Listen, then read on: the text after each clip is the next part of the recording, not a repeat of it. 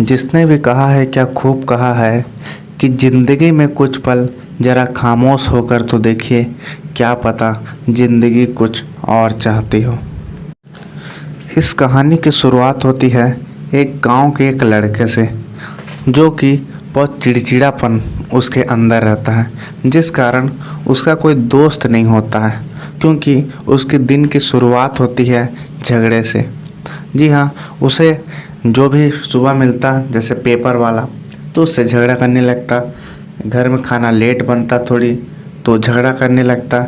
जब वो ऑफिस जाता तो गाड़ी वाले से झगड़ता, ऑफिस में झगड़ता, मतलब उसका दिन ऐसा ही चले जा रहा था। तो गांव में लोगों ने सोचा आखिर इससे क्या दिक्कत है, ये इतना ज़्यादा परेशान क्यों रहता है। तो जब लोगों ने उससे बात की तो वो उनसे भी झगड़ा करने लगा। तो गांव वाले ने बताया कि यहाँ एक ऐसा आदमी बुजुर्ग रहता है जिसके पास अगर तुम जाओ तो तुम्हें गुस्सा जो है वो कम आने लगेगा। तो उसने झगड़ा करने लगा, क्या मैं ज़्यादा गुस्सा करता हूँ? पर उसे भी ये बात का मालूम था कि मेरे कोई दोस्त नहीं है, हो सकता है इसके पीछे का रीज़न यही हो। तो वह उस आदमी के पास जाता है जिसके बारे में इसने सुना होता है। जब ये वहाँ पहुँचता है तो वो देखता है कि वो एकांत में बैठे हुए हैं। ये जाकर उन्हें प्रणाम कहता है और बोलता है कि गांव वालों ने मुझे आपके पास भेजा है कि आप मेरे प्रॉब्लम का हल ढूंढ लेंगे, पर मुझे तो देखकर ऐसा कुछ लगता नहीं है।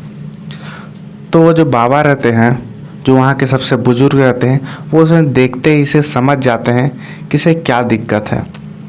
तो बाबा कहते हैं तुम जो तकलीफ़ें झेल रहे हो उसका सिर्फ एक ही इलाज है, तुम मेडिटेशन करो। तुम जब सब काम निपटा के जब घर जाओगे तो तुम शांत होकर 1 घंटा एक कोने में बैठ जाना और लंबी लंबी सांसें लेना, और दिन भर जो भी तुमने किया है उसे तुम याद करना। तो इसे ये बात बहुत अटपटी सी लगी कि ये क्या तरीका है, ऐसा भी कोई इलाज होता है क्या? यह कहकर वो चला गया। जब उसे घर जाने के बाद वो रास्ते में सोचते हुए जा रहा था, क्या ये करने से मेरा हल मिल जाएगा, तो क्यों ना ये ट्राई किया जाए। जब वो दिन भर का पूरा काम ख़त्म करने के बाद जब शाम को घर आया तो उसने वो फार्मूला ट्राई करने की कोशिश की। तो वह छत पे जाकर बैठ गया और यह मेडिटेशन करने लगा।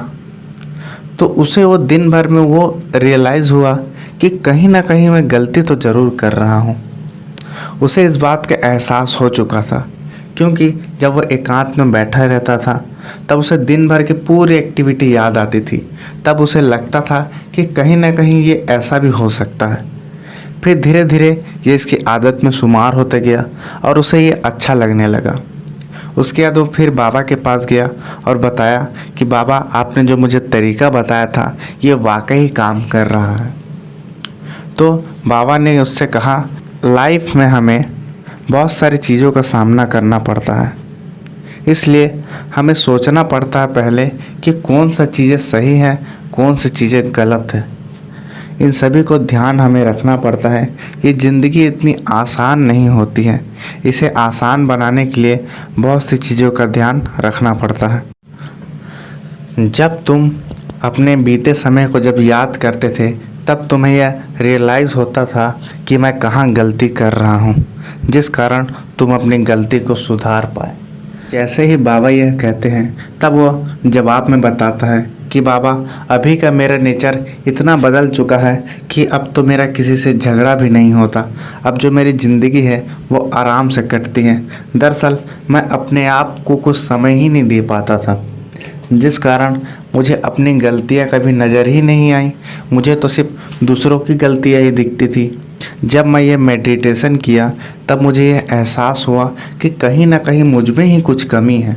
आपके द्वारा बताए इस कारण से आज मेरी ज़िंदगी बहुत अच्छी बन चुकी है। अब मैं लाइफ में आपका सदा ऋणी रहूँगा। आप मुझे आशीर्वाद दें कि मेरी ज़िंदगी ऐसे ही कट जाए। तो बुजुर्ग ने उसे आशीर्वाद देता है और कहता है कि देखो, ज़िंदगी में हमें भगवान ने 2 कान, 2 आँख, 2 हाथ, 2 पैर सब कुछ दिया है, लेकिन मुंह सिर्फ एक ही दिया है कि क्या बोलना है अगले को। कान दो दिया है, मतलब भगवान भी चाहता हम ज़्यादा से ज़्यादा अच्छी चीज़ें सुने, ज़्यादा से ज़्यादा अच्छी चीज़ें देखें, लेकिन बोले कम। तो एनिमेशन गाइड आपसे यही कहेगा कि ज़िंदगी में लोगों के साथ मिठास बनाए रखिए, अच्छी चीज़ें सुनिए, अच्छी चीज़ें देखिए और ज़िंदगी को अच्छा बनाइए। तो ये स्टोरी आपको कैसे लगे मुझे कमेंट में ज़रूर बताइएगा।